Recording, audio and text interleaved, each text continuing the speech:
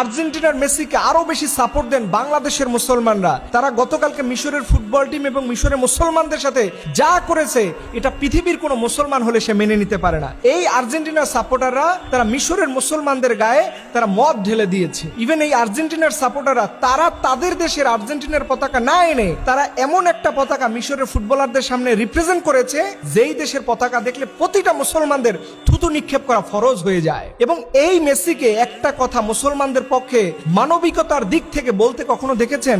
এই যে আমাদের ফিলিস্তিনের এত মানুষকে দুনিয়া থেকে বিদায় করা হয়, আপনি মেসির মুখ থেকে একটা টুটা শব্দ মুসলমানদের পক্ষে কখনো বলতে শুনবেন না। ইভেন এই লোক যখন মুসলমানরা মারা যায়, ট্রাম্প সাংবাদিক সম্মেলন করে, সেখানে গিয়ে দাঁত কেলাই হাসি দেয়।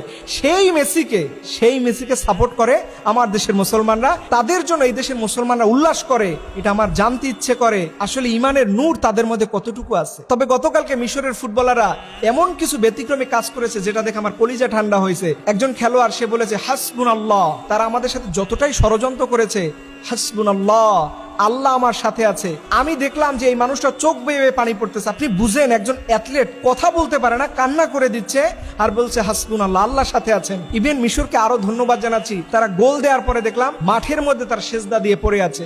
এটাও একটা মুসলমানদের পক্ষ থেকে মেসেজ ওই গ্যালারির সকল অন্য ধর্মের মানুষের মধ্যে পৌঁছে গিয়েছে।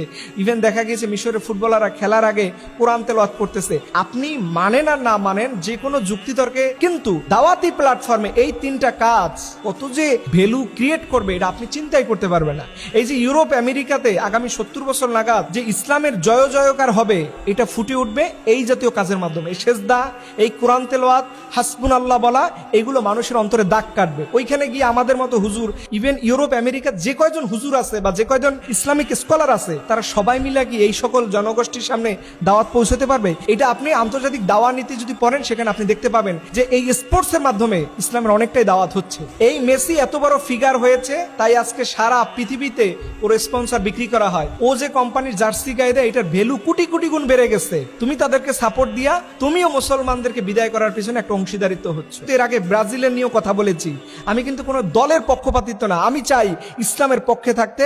আর আমি চাই আমার ভাইরা যেন ইসলামের পক্ষেই থাকে, আমার ভাইরা যেন আমাদের জালিমদের পক্ষে না যায়। আল্লাহ রাব্বুল আলামিন যেন আমাদের সবাইকে ইসলাম বুঝার তৌফিক দান করে। সবাই বলুন আমিন।